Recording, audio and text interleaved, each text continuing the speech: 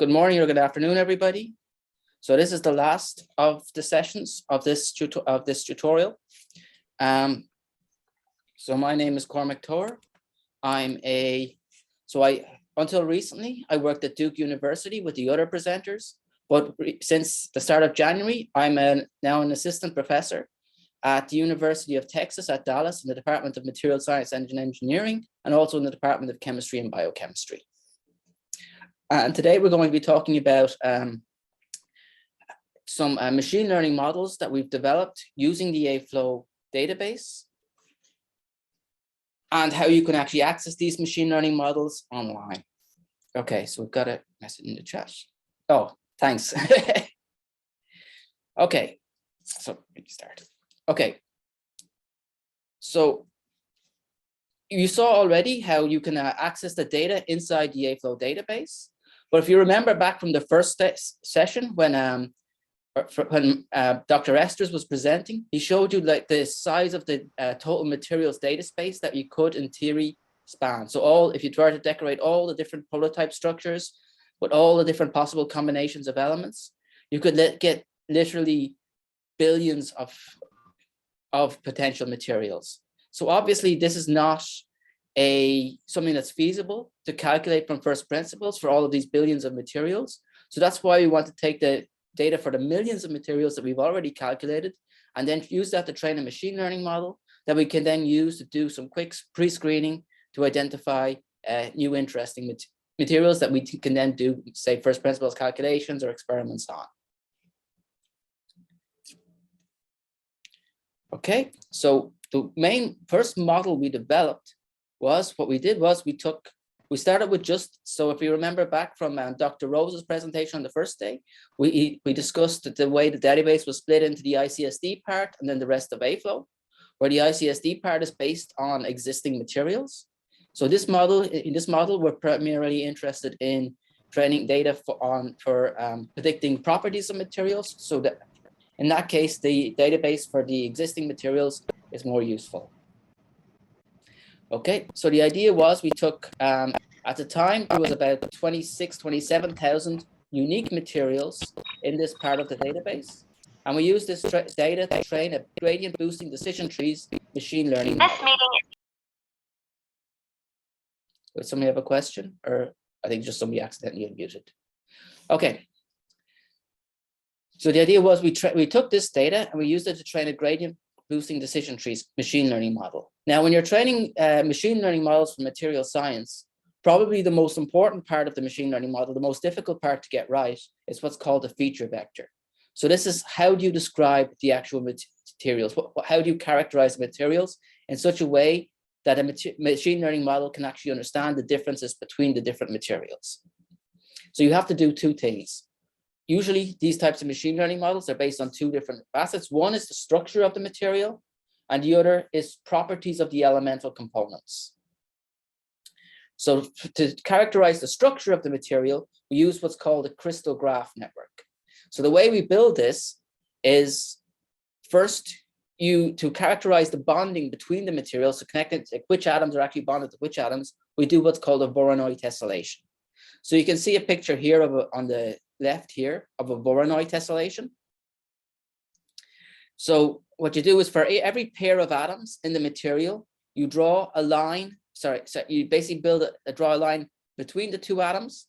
Then at the midway point of that line, you basically construct a plane perpendicular to that line. Then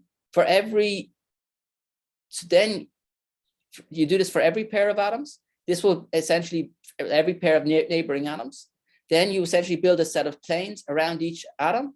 So this forms sort of like a polyhedron around that atom, and this is called a Voronoi tessellation. So you basically divide up the space and you say which space in the material belongs to which atom.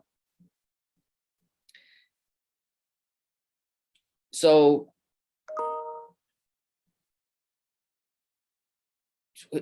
then you look at which pairs of atoms where the Voronoi cells of these atoms share a face. So in this case, this atom and this atom, their Voronoi cells share this face, and those two atoms are considered bonded to each other. So then in this way, you sort of divide up, you can then draw a set of lines connecting all the different atoms, and this forms a crystal graph. Then these different groups, sets of atoms, form what we call structure fragments descriptors. So individual nodes on the graph just correspond to individual atoms. Then you could have edges on the graph that correspond to bonds. Then you could have different path fragments. So you can have 2 atoms, 3 atoms, and so on. You can also have different circular fragments like this, polyhedrons, etc. Then the nodes in the structure fragments, so these atomic nodes, are decorated with the elemental properties of the corresponding element to form these, what we call these property labeled materials fragments. So these are the materials fragments, and then we decorate each of these nodes in this materials fragment with the elemental properties of the corresponding element. So then it would be things like, let's say, if this is carbon, then you have like number of valence electrons would be 4. You have the ionization potential of carbon, the electron affinity, electronegativity, things like covalent radii, ionic radii, and so on. So really the things that really characterize the chemical properties of the different elements. And this is how we then construct our feature vector. So then the way the model works, there's 2 basically sets of models. One model is for what we call electronic properties. And this starts with a classification model. So first it decides if the material is a metal or an insulator. If it's a metal, then there's no electronic band gap. If it's an insulator, then there is an electronic band gap. And then there's a regression model that predicts the band gap energy. And this was, so for all of the materials in this ICSD set, there was an electronic band gap. So this model was trained on all of 26,000 or so materials. Then we also did models for the thermomechanical properties. So things like the bulk modulus, shear modulus, the Bi temperature, and so on. So these were calculated. So these are from DFT band gaps, right? Yeah, so these are, okay, that's a good point to make actually. So these band gaps are calculated with DFT plus U, usually at the level of PBE plus U. And we'll see a little bit later, you can actually see when we show you the online machine learning model, you'll actually see that we provide some of the parameters for the calculation. So whether it was PBE or PBE plus U, what the value of U was, number of K points using the grid and the calculation, and so on. So you can actually gauge the level of theory that was used to generate the underlying training data. And I'll show you that when we look at the actual online application. Okay, so that's a good question, actually. And we'll actually see then how we'll show you how the thermomechanical properties actually behave. So this was more of a proof of concept that showed that you could actually train a model that if you had a set of data that was trained on that if you have a data set for the band gap, you can actually train something to predict that band gap. So if you had the corresponding experimental band gaps, then you could train something to actually predict the actual band gap of these materials. And we're pretty confident that that will work, except the problem is that there isn't a uniform data set of electronic structure data from experiment in the same way that there is for computational materials, at least not yet. So this is one of the things that people are really trying to push at the moment. But yeah, this is a good point to make. Here on the right, we have our thermomechanical properties. So these are, again, things like bulk modulus, shear modulus, and so on. So on the first day, you saw a little bit about how to search for these in the database. Again, these are calculated from first principles with VAST. So in the case of, say, for example, a bulk modulus, so these are actually calculated from the elastic constant, so this so-called stiffness tensor. So the way you calculate these things is you basically just apply different strains in different directions. So you stretch it in this direction, you compress it in this direction, and so on. And then you can apply shear strains where you just move it like this. You do a DFT calculation for the strain structure. You look at the stress tensor that you get from DFT. Then you fit the stress strain data, and this gives you your elastic constants. And from this, then you can calculate things like bulk modulus, shear modulus, and so on. So this is the training data that's in in the database. We have about, for these thermal and mechanical properties, we have maybe about 6,000 materials right now. But at the time we trained this machine learning model, we had about 3,000 materials. And I'll actually discuss a bit like how we actually used this model then to identify materials that were potentially had interesting elastic properties. And we actually sort of used this to prioritize some of the calculations. Okay. So let's see how it actually works. Yep. Cormac, please, I have a question. So the Yep. machine learning model, is it available for us to use on our own Yes. compounds? Okay. Okay. So if you wanted to train the model yourself, No, not to train the model ourselves. Since you're already trained, can we just use the model to make predictions for our compounds? Yes, this is exactly what I'm going to show in this talk. Okay, thank you. Yeah, this is exactly what I'm going to show. This is exactly what this will be about. So that so you can both use it either via an online web portal, or there's also an API, and that's exactly what I'll be demonstrating today. Okay, so then just first I want to show a little bit about how well this model behaves, so you can get an idea of how reliable it is.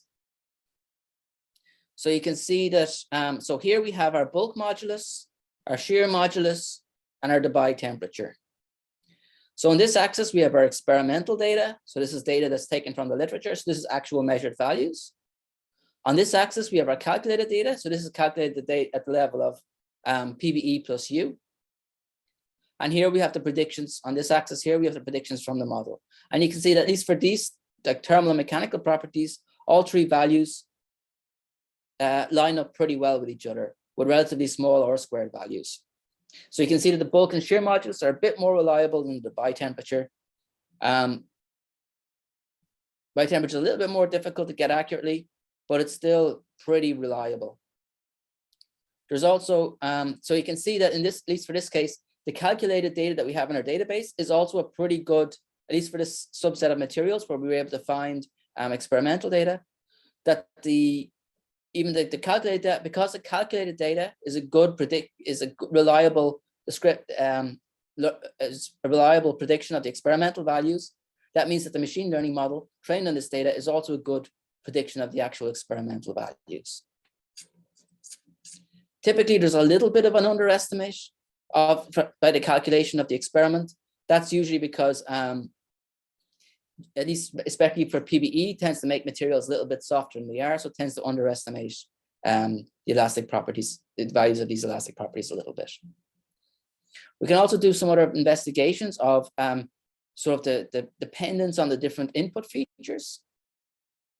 So here on the left, you can see the bulk modulus. So this is the variation in the bulk modulus on average, and this is the volume per atom in the cell.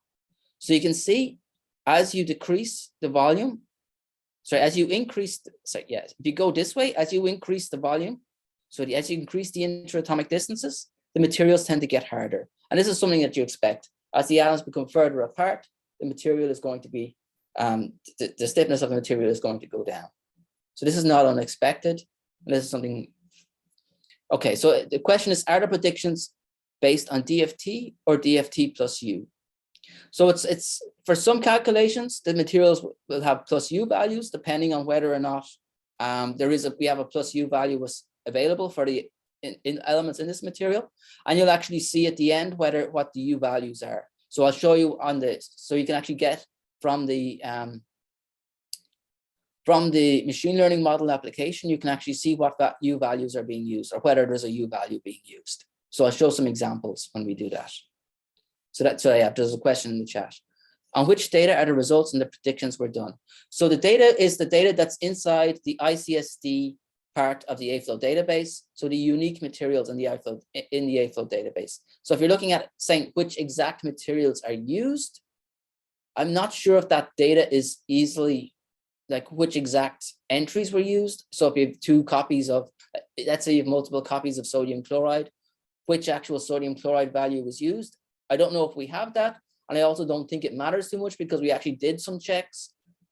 So there's another paper. So if you remember on Tuesday, Dr. Exters was showing Excel Finder. So one of the things we did do was make sure if we have multiple copies of the same. So if we identify structures as being duplicates of each other, that the energies are close to each other, and they usually are within a few milli-electron volts. Now, if you're talking about the thermal and mechanical properties, then we actually only calculate those, one version of those for each unique material. So we actually do a screening for duplicates first. So if you want to know which one it was trained on, it will be the one where the values are calculated. So are the predictions based on DFT plus U plus V? So I'm not sure here what you mean by the plus V. Do you mean like dispersion forces or? No, people in quantum espresso and say people like Nicola Mazzari, they started developing DFT plus U plus V. So not only do you have a U Coulomb interaction on the atom, but you also have a V between two atoms. Okay, so no, this level we're based on just DFT plus U. It's just DFT plus U. Yeah, so we're using VASP, so we haven't used the data is based on data calculated with VASP. So yeah, anything that's something that's specific to quantum espresso will not be included. Okay. Thanks. Okay, so yeah, like I mentioned here, you can check for partial dependence of properties on descriptors. So again, you can see that as you increase the volume between the atoms, the bulk modulus tends to go down. On the right here, you see something that's a bit more unexpected, a bit more unusual. And this is the dependence on the Debye temperature of the anisotropy of the cell. So what you can see here, as the cell becomes more anisotropic, the Debye temperature tends to go up. So this might be something interesting to look at. It's also possible that this is an artifact of the way the training data was calculated. So this is something that we still need to look into a bit.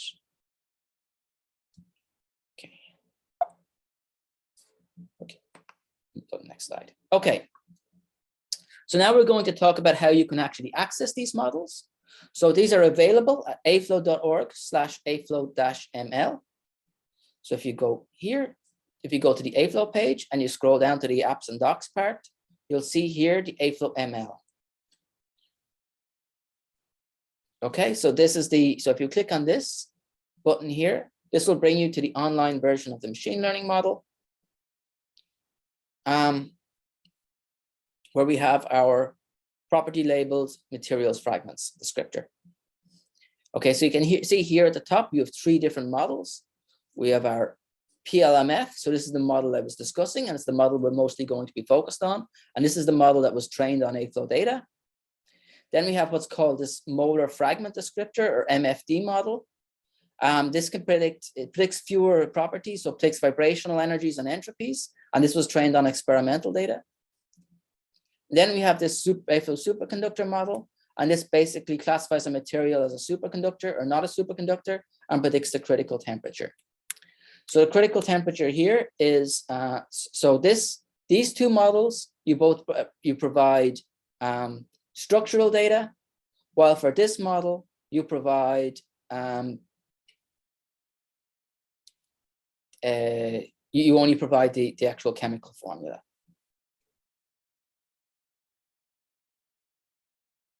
Okay.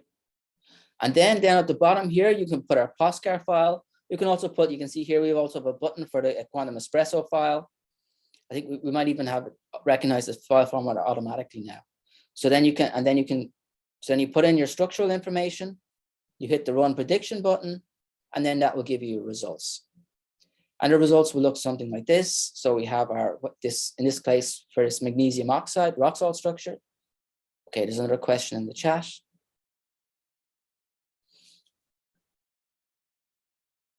Okay, so there's 2 questions here. One is, can we train these models for polymeric materials? So right now, we don't really focus on polymeric materials in the data that's in our database. So, but in principle, these models will actually work for polymers.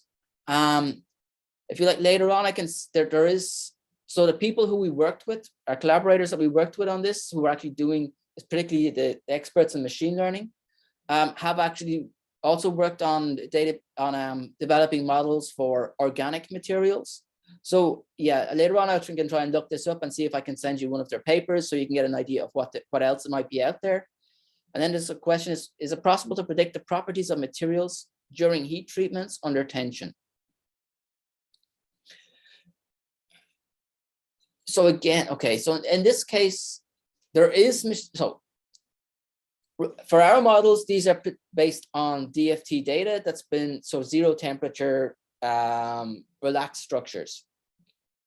Now, there are other people who have developed machine learning models out there for, say, describing how alloys behave under pressure.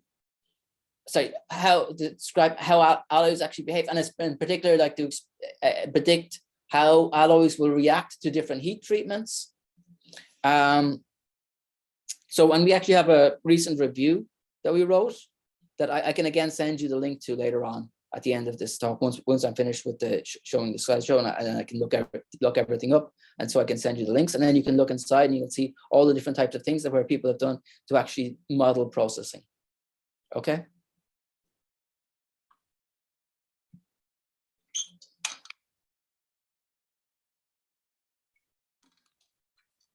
Okay. Yep, no problem.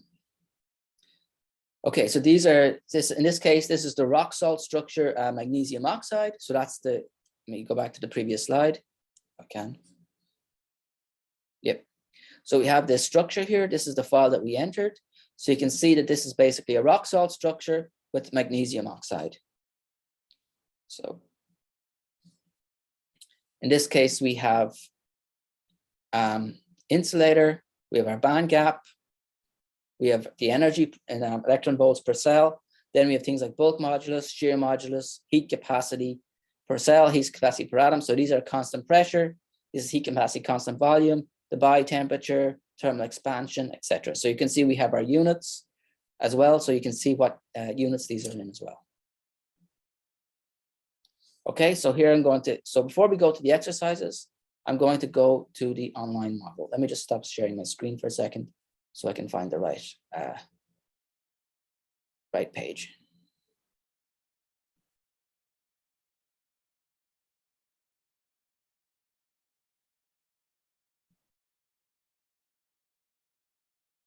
Okay. Okay, let me share my screen again.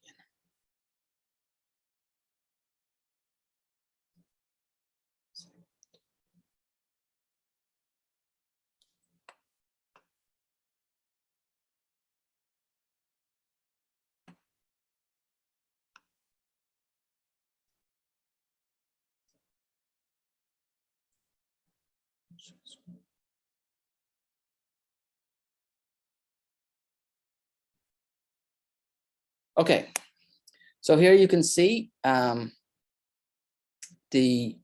aflow.org homepage. So if you go to just aflow.org. So if you want to follow along on your own computer, if you go to aflow.org, you scroll down to the apps and docs section, and you go here, AFLOW-ML.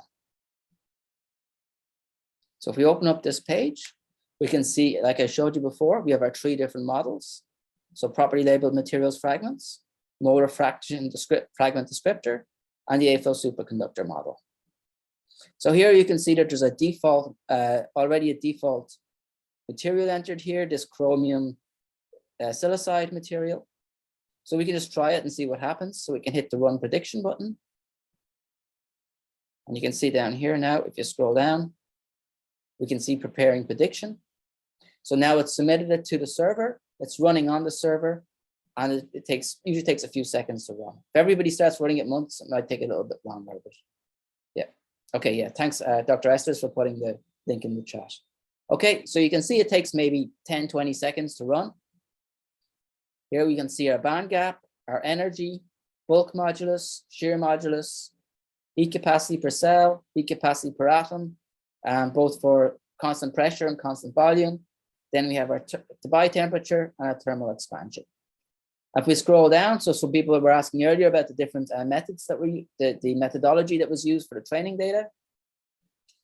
So in this case, we have, first of all, we have our K-point grid. So I don't know if people told you yesterday about KPPRA. So that's the method we used within AFLOW to define our K-point grid. So this is K points per reciprocal atom. So what you do is you look at the number of atoms in your cell. In this case, it's 9. You divide that the 8,000 by 9, so you get something that's a bit under 1,000, so maybe around 800 or 900, and that gives you the size of the grid. So this roughly would correspond to, let's say 1,000. Probably something like a 9 by 9 by 9 grid or a 10 by 10 by 10 grid, depending on it might be a bit different depending on the shape of the cell. So the cell isn't quite, so it's not a cubic cell. So you're probably going to have something like 6 by 6 by 10 or something like this. Or maybe 8 by 8 by 10. Then you have the static part. So you can see this is a little bit higher. So to get just a better converged energy. Then if you scroll down, you can see then more like the U values that were used. So in this case, this calculation was done with plus U. In this case, the U value was 3.5 electron volts. And it was done with this particular potential, the CR_PB potential. For the silicon, then there's no U value. So the U value here is 0. And the potential, the potential used is just the SI potential. So let me try showing you a different example. So,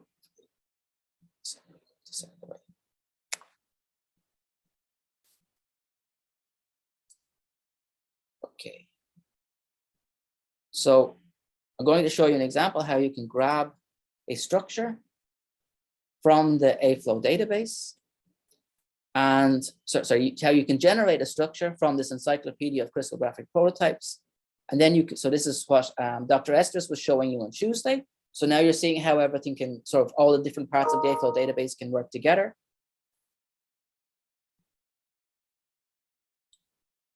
So we can search for space group. If we scroll down, we go to cubic space groups. There's a message in the chat.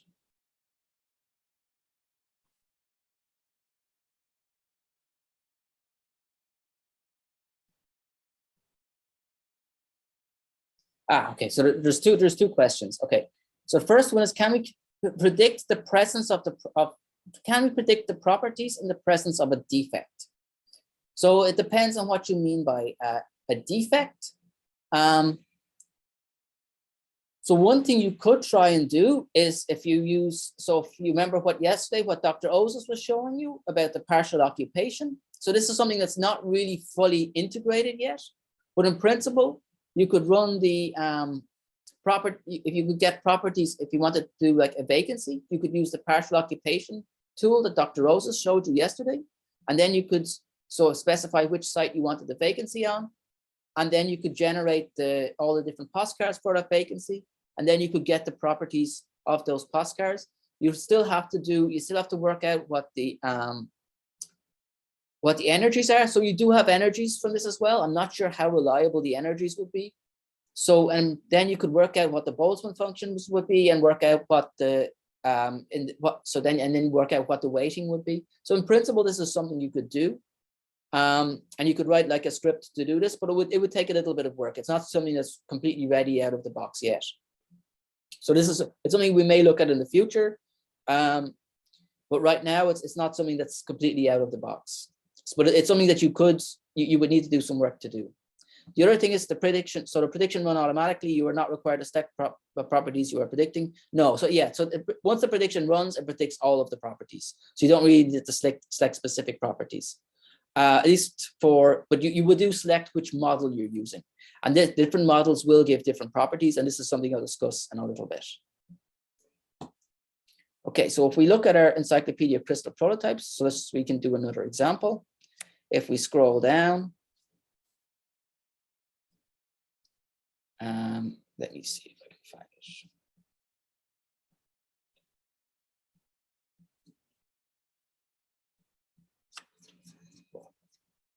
I'll find something.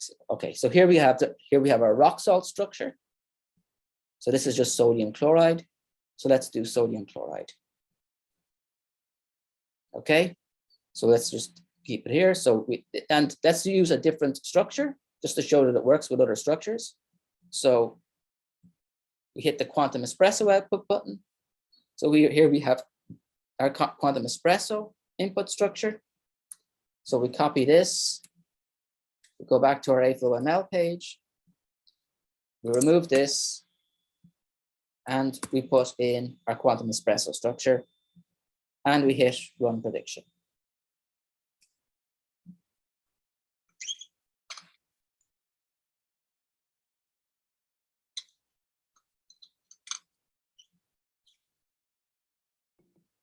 Okay, again, we get our predictions. We see that this is a insulator, which is right for sodium chloride. You can see the energy per cell. You can see things like bulk modulus, shear modulus, and so on. We scroll down. In this case, we see that there's no plus U calculations run for this. So this is just run with plain PBE. Okay. So we can also then switch for a different model. So we can go say the molar fragment descriptor. We can hit the run prediction button. And one of the things you see is that when you run new predictions, the old predictions are still present on this page. So you can see different cards. So they're kept on the page, and then it just opens up a new one of these cards to show you the new model. So here again, we have this molar fragment descriptor. So here you can see that this predicts fewer values. It predicts heat capacity per atom, vibrational free energy per atom, and vibrational entropy per atom. Okay, so let's do one where we can actually compare to the training values used. So in this case, we go to our search page. In this case, I'm going to do my magnesium oxide example. So magnesium, oxygen, 2. I wanted to compare the mechanical properties.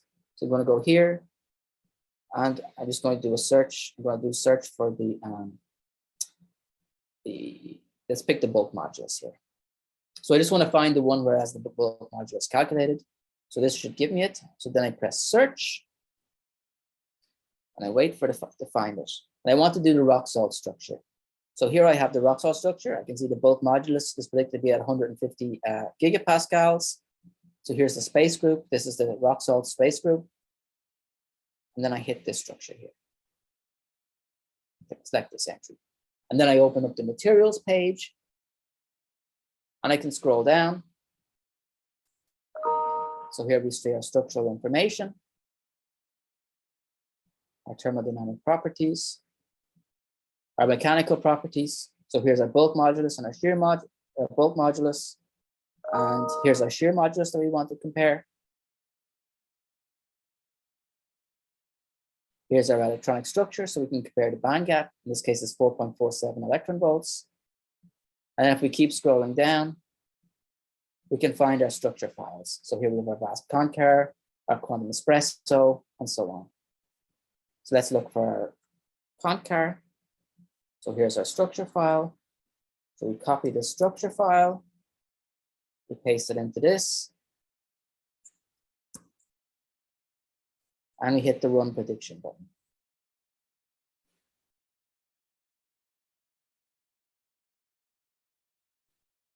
So now our prediction is running. Okay, and now we see our predictions. So we can actually go now, so we can see our band gap, our bulk modulus, shear modulus, and so on. So we can actually go and compare these. So you can see the band gap, the model seems to be underestimating the band gap a bit, the DFT band gap. So here, if we look at our, our band gap here was 4.47 electron volts. Here it's 3.38. So there's a bit of an underestimation, maybe about 20% underestimation. Our bulk modulus is about 144, 145 electron volts.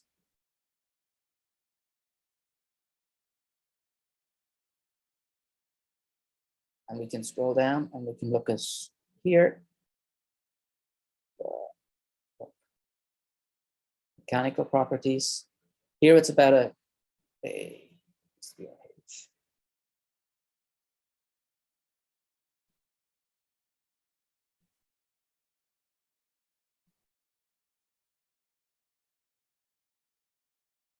bulk modulus. Here we have 152. So the model was predicting 145. So here's pretty close. It's within 5%. So the bulk modulus is pretty reliable. Shear modulus is a little bit less reliable, I think. So our shear modulus here, So if we compare the right one, here's our shear modulus, 117. Here our error was 105. Here our value was 105. So maybe about 7 or 8% underestimate. So the model tends to underestimate a little bit. So you should take that into account. But generally speaking, it gets the trends pretty well. So if you want to just figure out like which of your possible materials might be the hardest material, which might have the highest shear modulus, this model can be pretty useful. And then you can go in and you can then calculate from first principles the actual values. Okay. So now let me switch the screen again and go back. And now we can do some exercises. And okay, so first of all, there was a question here about any breakthrough by computational research for new perovskite materials for photovoltaics, for photovoltaic applications, avoiding lead. So there is work on this at the moment. I don't think our group has specifically published anything on this yet. So it's not something I'm overly familiar with exactly on what the current state of the art of that field is, but there are definitely people working on it, particularly on as well as both on ordinary perovskites as well as on hybrid perovskites, where you've sort of some organic molecules inside as well. So there is some work going on this, but I'm not sure of anything that's been specific that's been published recently. Okay, so let me stop sharing and switch my screen and go back to the exercise slides. So let me put up the exercise slides now. Okay, wait.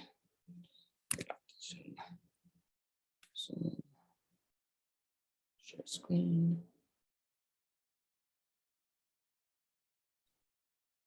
Share.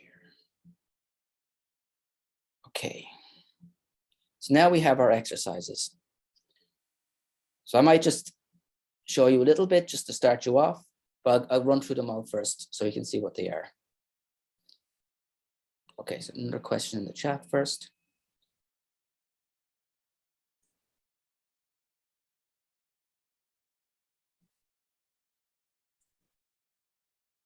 Okay, so this is actually a good question. So let me go back to the model in a second. I'll give you an example. So the models were trained with relaxed structures as descriptors. What would you say about the performance of the models if they were trained only by composition-based descriptors?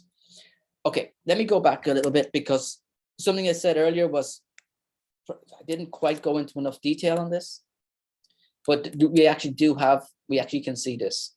Check if you actually want, for at least for some examples. And we can actually try this right now. I don't know how well this is going to work, so this might end up looking a bit weird, but we can actually try. So let me stop share and go over to let me go to the website. Yep. Okay.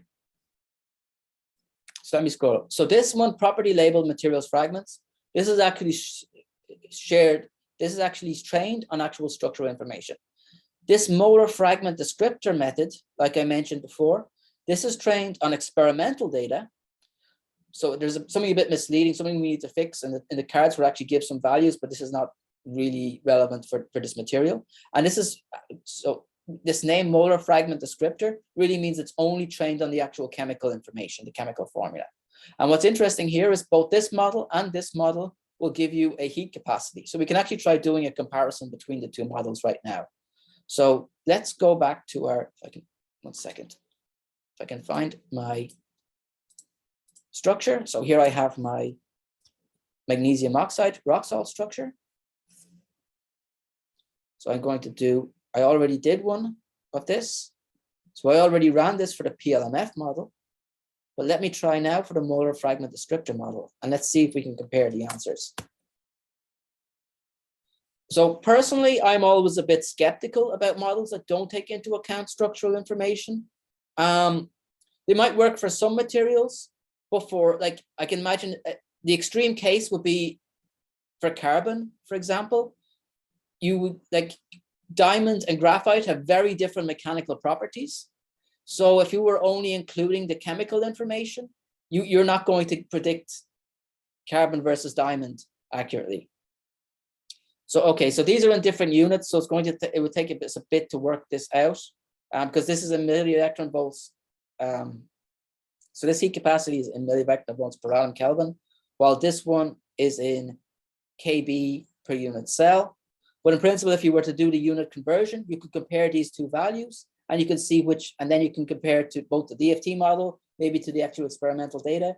And it'd be interesting to see which one was more accurate. I don't really have time now to look up to do all the conversion, but if you're interested, you can try yourselves for a few of these materials and see how they actually compare, if that's something you're interested in doing. So then there's another question in the chat. What would you say about the limitations of the techniques? Okay, so I think as mentioned, so Dr. Rose mentioned this yesterday, probably there's a few different things I would say are the limitations. First one is the quality of the training data. So as people have asked quite a bit, is that our data is calculated with DFT. DFT is good for some things, it's not so good for other things. So first of all, it depends on the quality and consistency of the training data. And then as Dr. Rose has just put in the chat here, there's always the issue with extrapolation. So basically, generally speaking, the machine learning models are not always going to give you any values that are smaller or larger than are in the training set.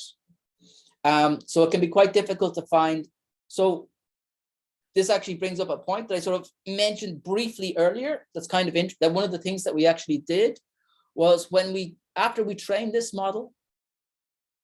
So this was sort of in between the time when we trained the model and while we were writing up the paper, we actually used the model to select sort of extreme values for things like the bulk and shear modulus. So materials that might have had a higher shear modulus than what we already had trained for example. And I can show you later why we're specifically interested in shear modulus. And then we prioritized those materials for calculation. So we managed to get maybe an extra, so we had about 3,000 starting off. We did maybe an extra 700 materials. And we added those into our data set.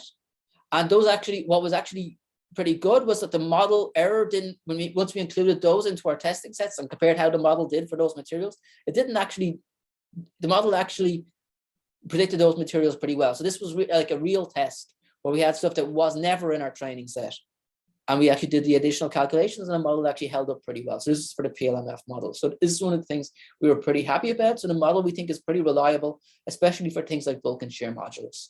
So this is one of the things that people do a lot is you look at the extreme values, or you look at, if you use other models, so there's a method called Bayesian optimization and Gaussian processes. And again, we can show you a paper we did on that recently with some collaborators at NIST, where again, where these models will actually give you an uncertainty for certain regions. So then you can prioritize those regions for calculations to add additional data to your data set. And this is what's called active learning. And then you retrain the model with the new data. And then you can do what's called active learning. So you do this iteratively. And you can sort of then improve your model by using the model to find out where the additional good data would be. Okay, so Dr. Estes just worked it out in the chat. So he says that the values are actually pretty close. They're within maybe about 15% of each other. Okay. So unless anybody else has any questions. Another question. Will the ML models simply give the calculated value when used for a material that was in the training data? The answer to this is no, because this is what we actually looked at earlier with our magnesium oxide.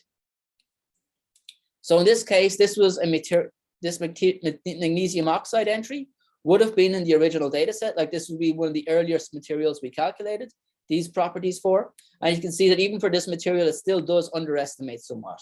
So if you do have a material that you're interested in, the first advice we would have is probably to do a database search using the kind of tools that Dr.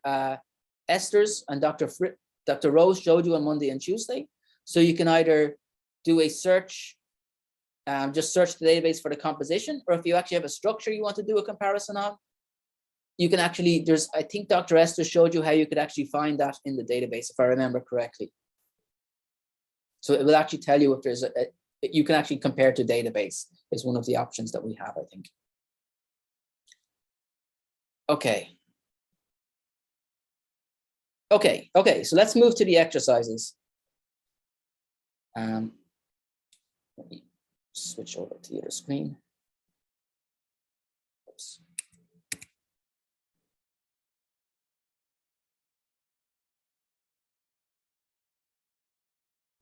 Share screen.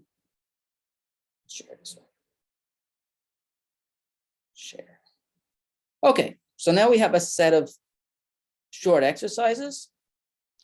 So first exercise is to use the AFLOW prototype library application to generate a POSCAR file based on the Heusler prototype, decorated with elements of your choice. So Dr. Esther showed you on Tuesday how to use this, and I'll briefly show you how to just find the Heusler prototype very quickly. So copy the structure into the AFLOW-ML application, run the PLMF model. Is it a metal or an insulator? What are the values of the bulk and shear moduli? So now try the MFD model for this same structure. What properties does this model give?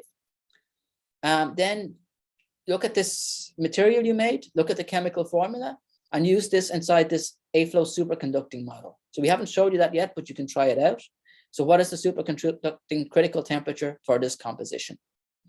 So I think if we take, so let me first show you very briefly how to find a Heusler prototype and start you off, and then you can try the exercises yourselves. Okay, let me go over to this one, share my screen.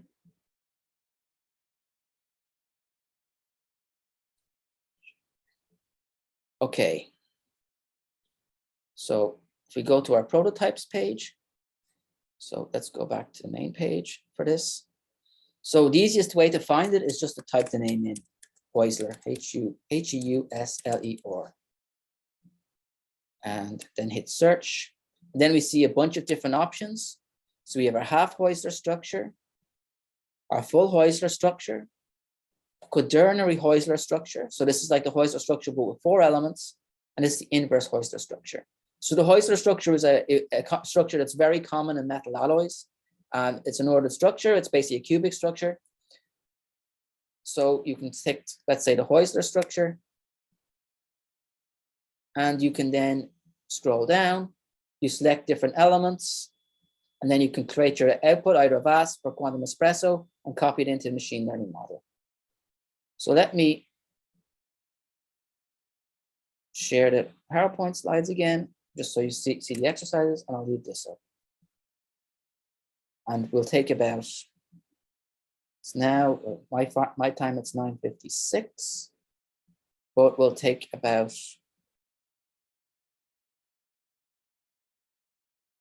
10 minutes, maybe short, maybe 8 minutes. So we'll come back here at 5 past the hour to continue with the exercises, and I'll just leave them up. Okay.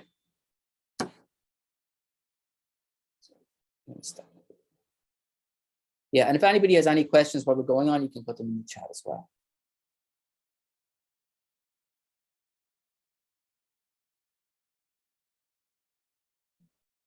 Okay, so yeah, let's go and start going through the exercises now.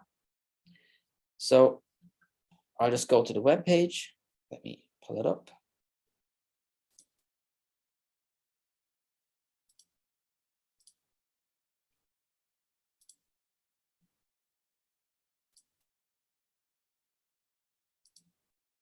Okay, so the first exercise was to go to the Heusler structure and decorate it with different elements of your choice. Okay, I'm just going to leave it here as the default. So we can hit a VASP output, for example, or let's do Quantum Espresso output. So then I can copy it across.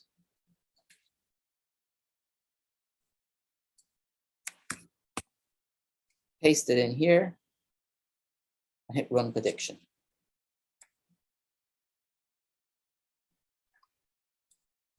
So that was for the motor fragment descriptor. So I want to do for, let's do PLMF as well.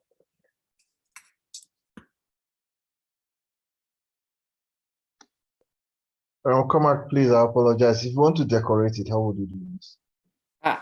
Okay, so if we want to do the prototype, let me go back to the prototype page. So the decoration, the simple, basically all you have to do is to change the elements which are in here. So let's say I want to do, let's say I'll do silver, might do iron, and I might do, let's say hafnium. Okay, in principle, you'd also have to work out what the lattice constant. lattice constant would be. I'm not sure. Marco, Wait, do you know if we can do a it? default online? Okay, can you decorate it with the fragment? So instead of manganese, you put some units there. Can you do that? Like a fragment. Fragment. So for instance, instead of silver, you put a fragment there. I don't know, maybe. Okay, this is crazy idea. Let's say you put benzene, would it work? No? Ah, okay. I see what you mean. This is actually a good question. I don't think we have that ability yet to do with to put in, instead of putting in a single element, to put in like a functional group. That's not something we have yet. It's something I would actually, probably some of the research I might be doing in the future might actually find useful, but it's not something we have. I don't think it's something we've implemented yet. I don't know if Dr. Esters can confirm if you've tried anything like this. Marco, have you tried anything with different organic functional groups? I don't think so. Me personally, no. No, I don't think that's. I tried to stay away from organic chemistry for a real long time. Okay. Yeah. Thanks. Yeah. So I think if you look through some of the prototypes, some of them do actually have like ammonia groups. Like there'll be a site that's rather than being an element, a single element, there will be like an ammonia group. So I do remember seeing some of the prototypes that were like this. And there are some that are more like molecular structures. But in general, I don't think we've gotten to the point yet where you could take one site and put like a functional group. One site that's normally occupied by a metal element, put a functional group on it. That's not something we've implemented yet. It's something that we might do in the future, depending on what directions we want to go in and what directions different members of the group end up in. But it's not something we can do at the moment. This is not a trivial thing to do, because depending on what kind of fraction or what kind of like fragment you put in there, like a benzene ring has a specific structure, but as soon as you get into like chirality of molecules, you will run into a lot of issues with what the exact configuration would be and just how big it's going to be. So right now you just need your elements. Yeah. No, this is fine. Okay, thank you very much.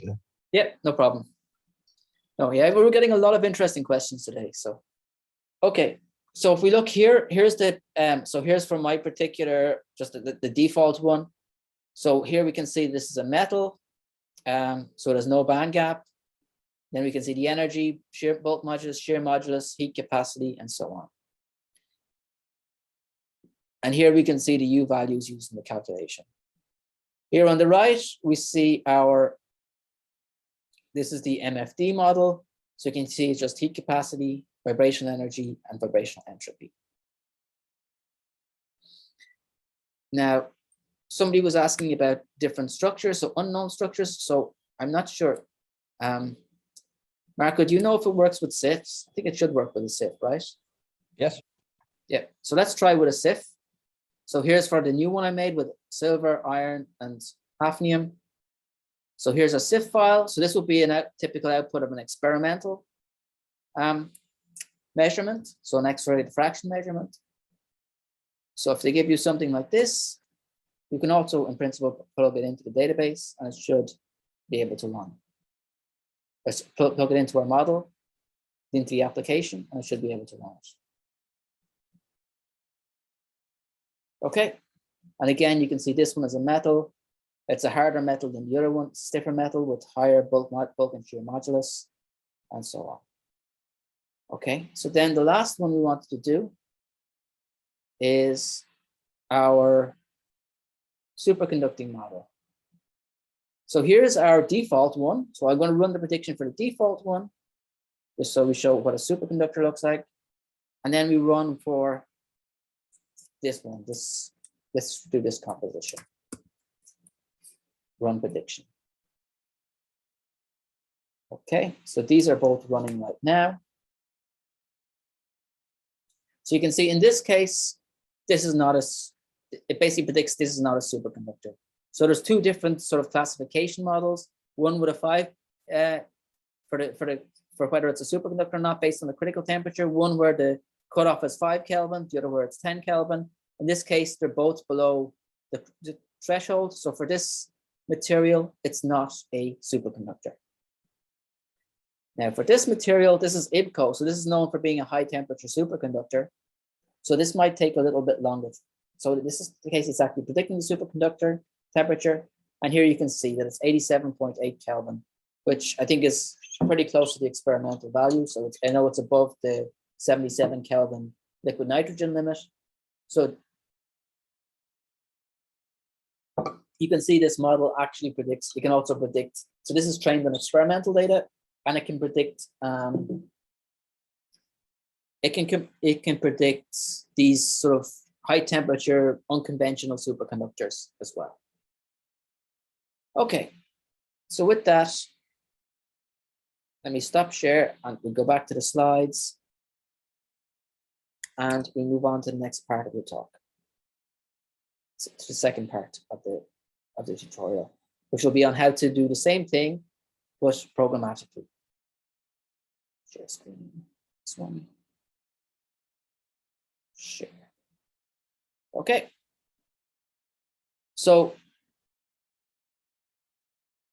we wanted to, so as well as being able to access this data through this web portal, this is good if you only want a few structures and you're prepared to copy them in and out by hand. But what if you have a lot of structures, or if you want to hook this up to some kind of other materials design workflow? We wanted to create a programmable interface that we could access the ML models. So we wanted this interface to be simple, and we wanted to be able to, so users could access predictions without the need to install all the different libraries for this machine learning model. Because the issue with this particular machine learning model is that there's a lot of different dependencies. It would not be that you have to install first before you could actually install the machine learning model, run the machine learning model on your own machine. And then then we also wanted a centralized location, so where we could continuously update the models, our models, as well as those of our collaborators. So we have a single site where we can, so we already saw that we have an online site to do this, online portal, but now we want to give programmatic access to this as well. So the way we do this is via an application programming interface.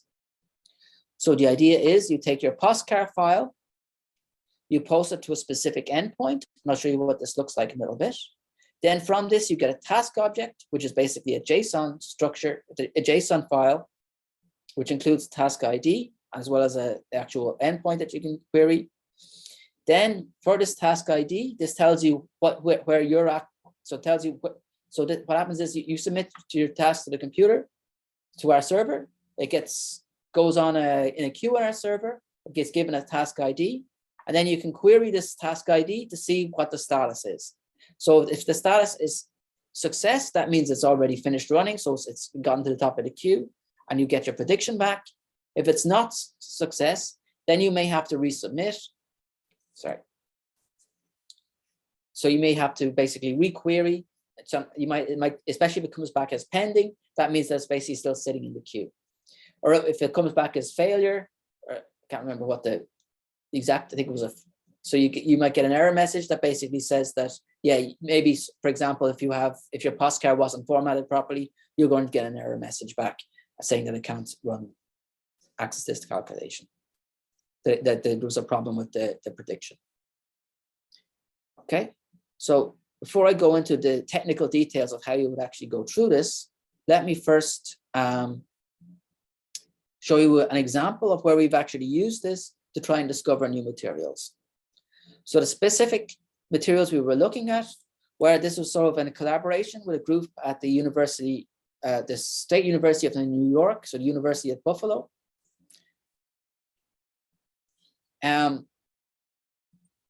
So we integrated this PLF model that was trained on AFLOW data with the genetic algorithm code XLOPT, which they developed in the group at SUNY Buffalo, the group led by Professor Ava Zurich, to discover new super hard carbon phases. So the idea is we start from this model for hardness of a material based on the shear modulus. So this model was there was a publication by a person called Toher, so DM Toher, I think, were his initials. So, and he observed that there was a strong correlation between the hardness of, especially of ceramic materials, and the shear modulus. So there's a few papers since then that go into the discussion about how, and you can see this from this paper here, this MRS bulletin. So there are a few other models that have been developed since then, based on combining the shear modulus with other data, such as the bulk modulus. So these models, they're a little bit more accurate if you have good data, but when we try to combine them with this genetic algorithm code, then we actually had some problem. We had some issues, and we found that this simpler model was actually a bit more robust. So there's another question in the chat. Scroll on. Does this model also work with other code like Quantum Espresso? So if you mean the online database model, yes, that works with Quantum Espresso. So you saw already that if we had generated Quantum Espresso structure, and we copy that into the web portal, it would actually give you a prediction. So I think I'm not 100% sure about the API. We can actually try this for the API. I don't know, Dr. Esters, do you know if it's currently working with, if you can submit through the API something yes. other than a POSCAR? You should, okay, yeah, that's what I think. Yeah, it's been updated recently. So now it used to be that you used to submit it directly a POSCAR, which meant that it had to be formatted in a very specific way. Now we sort of routed through AFLOW first, and AFLOW does some structural processing on it first to turn it into the format needed by the machine learning model. So now it can digest more different types of formats. And we can actually try this out later on. So we can try taking a Quantum Espresso file and feeding it in and see what happens. Okay. Quantum Espresso was always supported. We supported FAST5 and Quantum Espresso, but now it should work with any structure file. Well, probably not any structure file, but at least all the ones that AFLOW supports. The ones that AFLOW recognizes. Yes. Yeah, yeah. Okay, so first, let me close this first. Okay, so to discuss how this sort of idea behind this genetic algorithm code works, let me give you an example. So here on the left, we have this is more of a cubic type diamond structure. This is what's called a Lancelot structure, which is sort of like a hexagonal analog of diamond. Then what the genetic algorithm code does is it sort of takes bits of both, mixes them together to create a new structure. And then it does DFT calculation of the energy of this structure and other properties of this structure.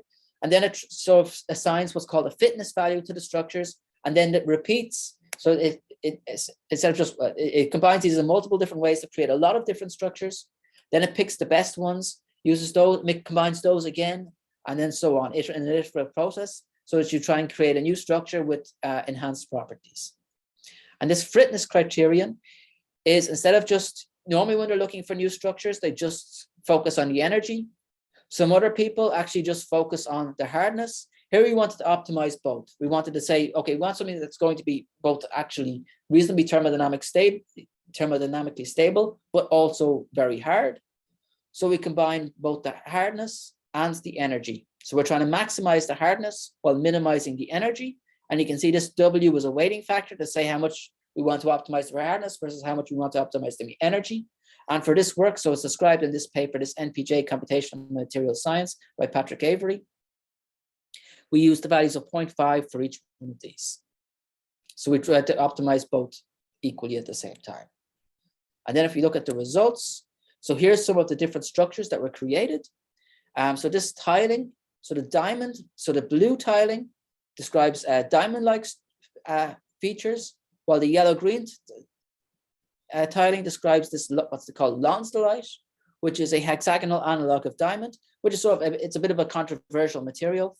And there's some sort of controversy over whether it even exists or not, or whether it's, because it's not that easy to synthesize. So the idea here is that you have a, so here are the different hardnesses that are predicted in gigapascal. So you can see this material in particular is predicted to have a hardness of 76.2 gigapascal. And what's interesting is that carbon diamond, using the same models, so the same types of approximations, we get a prediction of 75.6 gigapascal. So this is, it might be a material, if it's possible to synthesize, that could in principle be harder than diamond. And you can read more about this work at MPJ, at this MPJ Computational Materials reference at the bottom here. So this gives you some idea of how you can actually incorporate these machine learning models into like a materials design workflow. Okay, so here's how we actually do this. So this is not that a simple thing to do.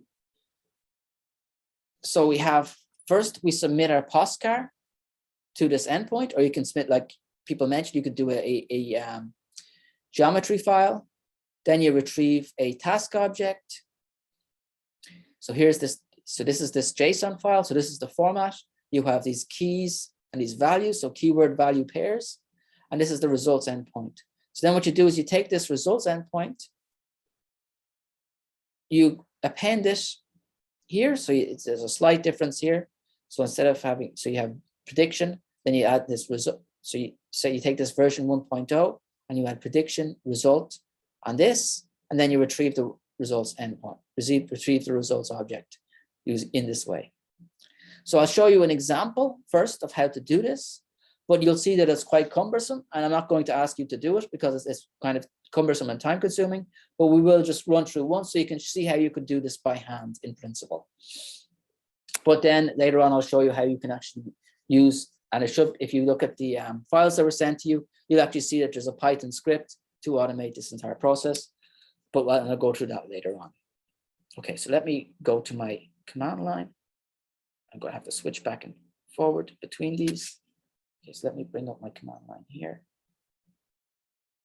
Exercises.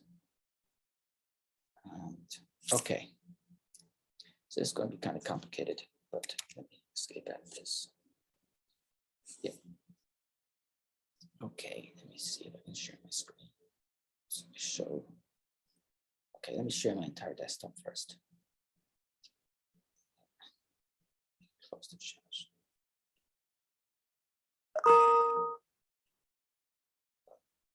First. Share. Okay. So first thing I want to do is I want to get a postcard. Just out of the way.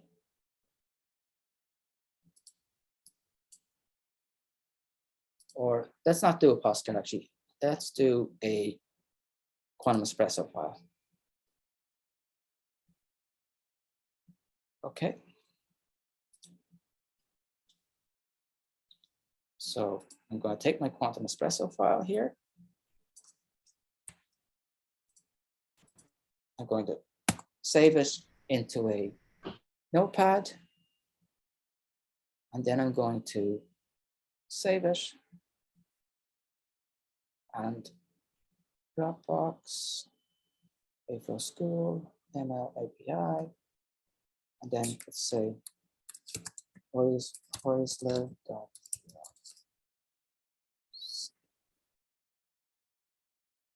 Okay. So if I go here, I can do cat Heusler.geom.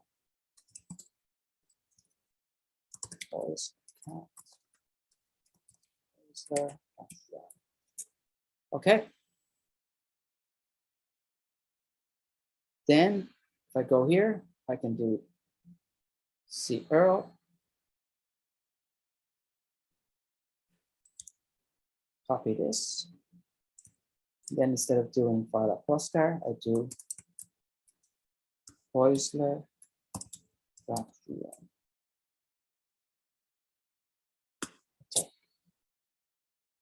You have a typo in Heusler. Right, I'm missing the L. And now you see why we do Heusler. Okay, so now we get our task ID. So this is our ID, so our task object. So we have our task ID, we have our model, in this case is PLMF, and we have our prediction endpoint. So now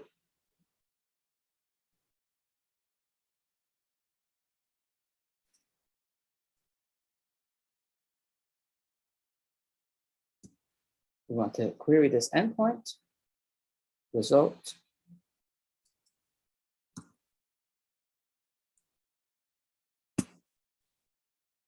Oops.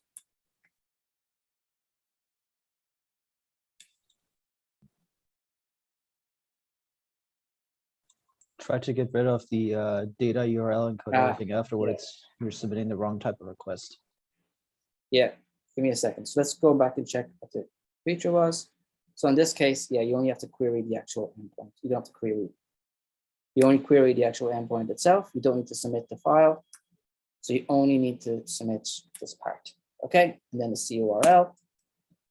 And then now we get our actual task object. So you can see that this is kind of cumbersome. And you can make a lot of, it's very easy to make mistakes, forget, and put in typos. So because of this, we've actually developed some scripts that you can use within your, to actually automate the access so that it'll submit the file, wait a few seconds, then do the query and so on. So let me run through this right now. Okay.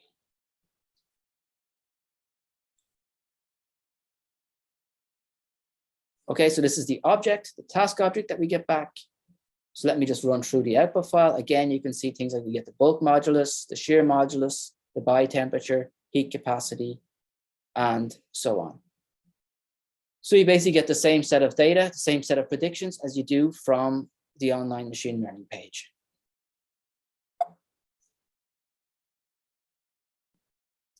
Okay, so to automate this, we've written, and you can see if you look inside the file, it should be with the set of files that were sent around. You should be able to see a copy of this script.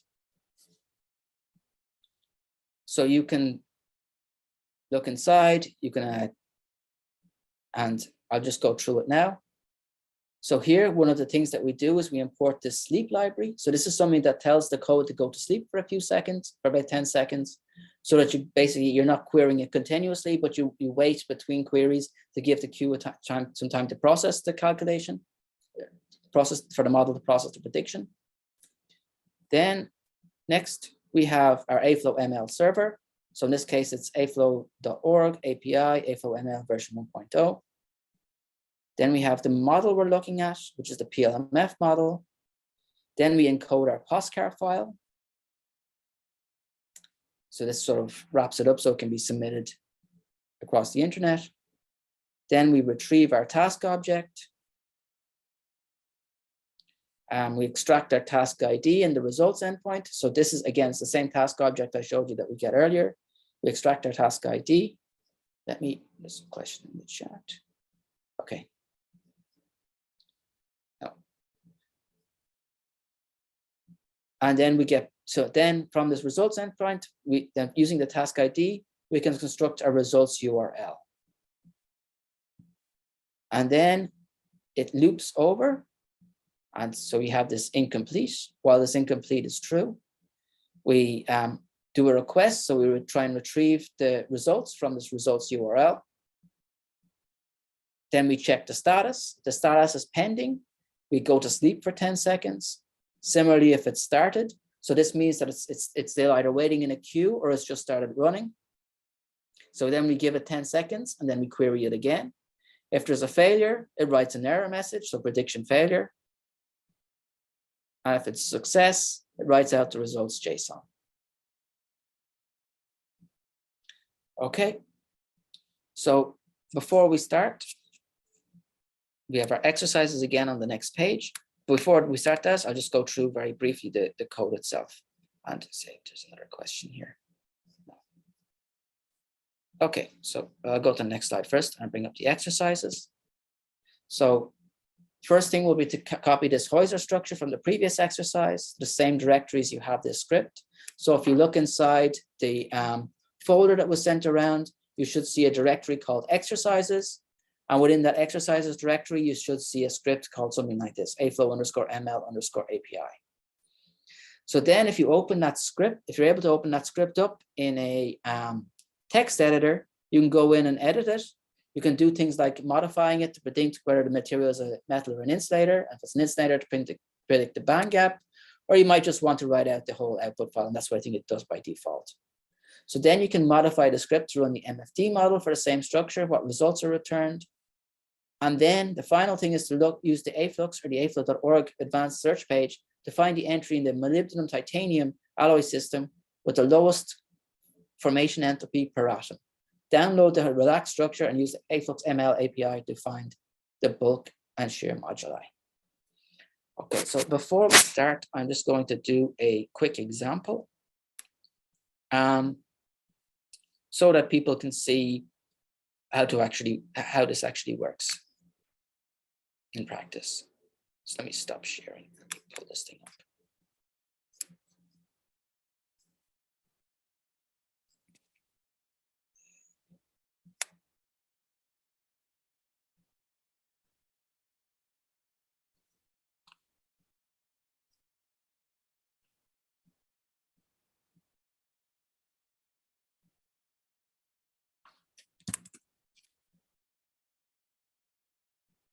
Okay, so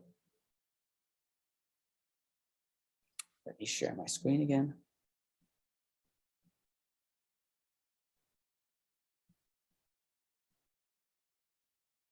Yeah. Okay, so here on the left, you can see the code. In this case, I was running the molybdenum titanium example. But let's say we want to try with this new Heusler geometry, so Heusler.geom. So I'm going to change it. So instead of pointing to, so here we just change the file name. So it points to the Heusler geometry. Then I save. So you can go in and try editing yourself. So it points to the specific file you're looking for. Here you can see we've actually shortened the server as well, so we don't need the version. It will just default to whatever the most recent version is. So this is a little bit different than what's in the slides, a little bit updated from what's in the slides. So if you go in, you can change the point to whatever the file name that you're interested in is. And then if we run, so this is a Python 3. We run Python 3 on this AFLOW-ML API. Let's see what happens. So here you can see it's submitted to this prediction endpoint.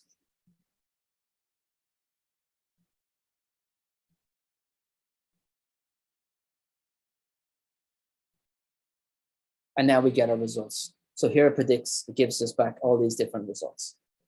Okay, so now it's 10:35 my time. But so let's take about 10 minutes for this, and then I'll run through them.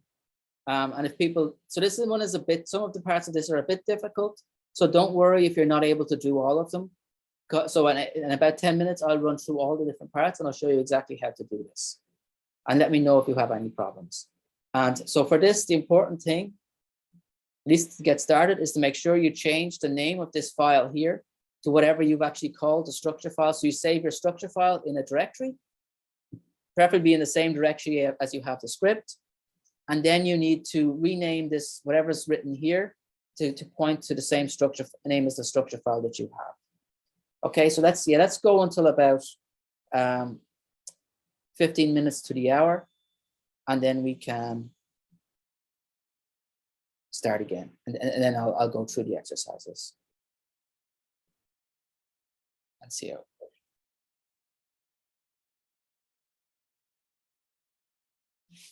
Okay, so the first exercise is to copy the Heusler structure postcard from the previous exercise to the same directory as the AFLOW-ML API script.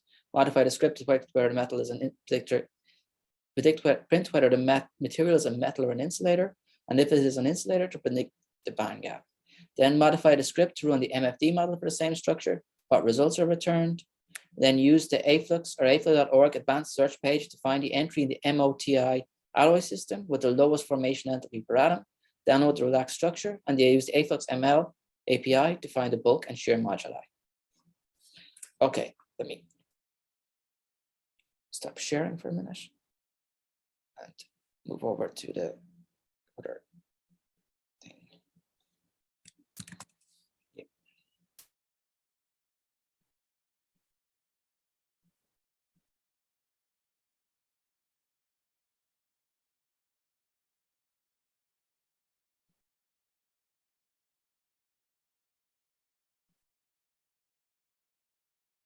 Okay, so here's our script. In this case, I already did this with the Heusler.geom, but let's do it for a postcard structure instead, just to show an example.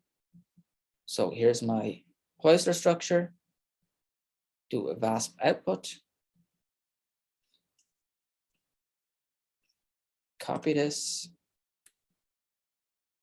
Then I do, let's say, do a new tab. New buffer, a new tab. Paste this here. File. Then save. And then I save it here as postcard. I save this as postcard. I go back to my script. I change the name of the file to just postcard. So let me go back here and check that I actually have it. It's going to call postcard here. So now I do. I have this postcard. And I can run 3 and AFLOW-ML. So now it's running.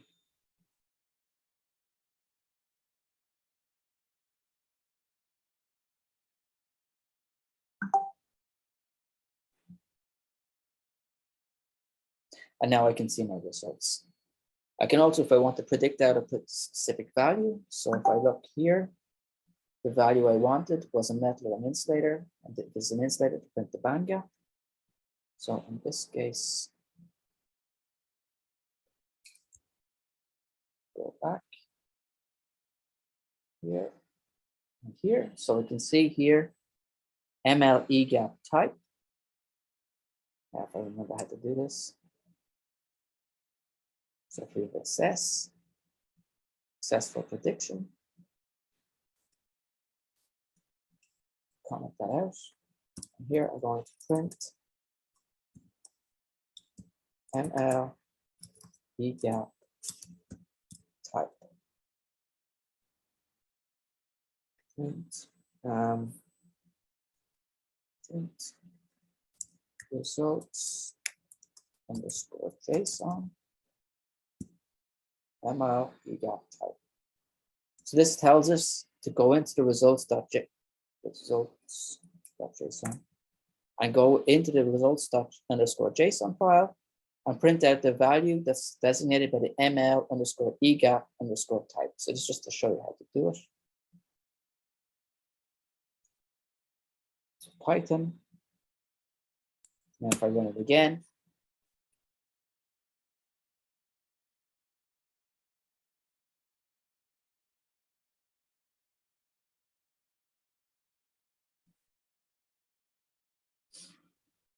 and now you can see that it's printing out that it's a metal. And if it was an insulator, you could put something in that said, if results JSON, if this is equals insulator, print MLE gap. Okay, but now we want to try and do something different. We want to do the MFD model instead. So here we go up to MFD model equals MFD.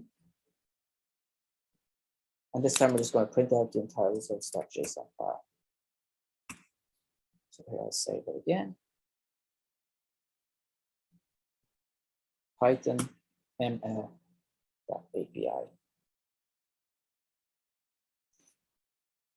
And here again, you can see it takes out the heat capacity, a constant volume, vibrational energy, and the vibrational entropy. And then to the last part. Last part's a bit trickier. Okay, we have to use AFLOW or the AFLOW search page, but let's use the search page to find an entry in the MOTI alloy system with the lowest formation entropy per atom. Then find the structure. Okay. So we want to do, again, go to the search page. This time we want to search all of AFLOW. And we're going to look for molybdenum and titanium. We want to have 2 species. And we want to look for, under thermodynamic properties, we're going to look for formation entropy per atom. And we're going to do a search.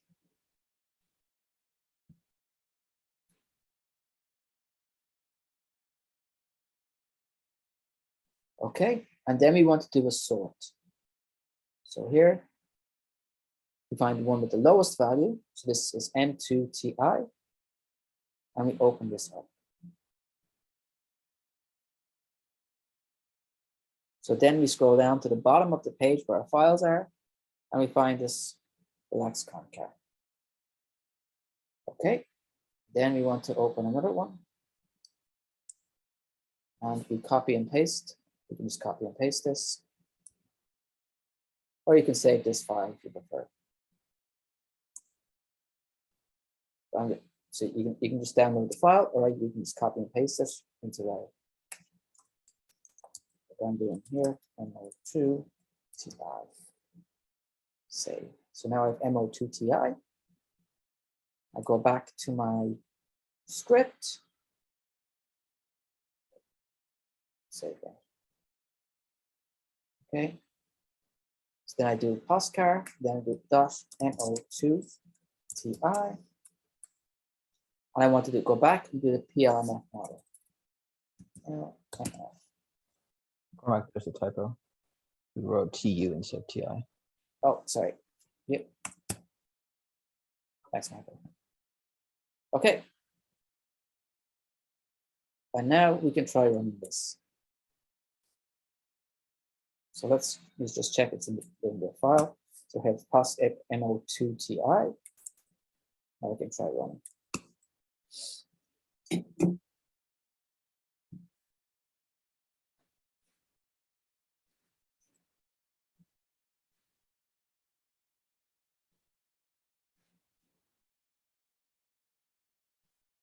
Okay, and then so then we can get our values. So we can get things like our bulk modulus, our shear modulus, and so on. Okay, so that wraps up this set of exercises. So I don't know if anybody has any other questions, you can put them in the chat, or you can ask them now. Otherwise, I'm going to do, I'll do a brief wrap up with some acknowledgements, and then we'll wrap up the workshop. Okay, so let me just open the other set of slides.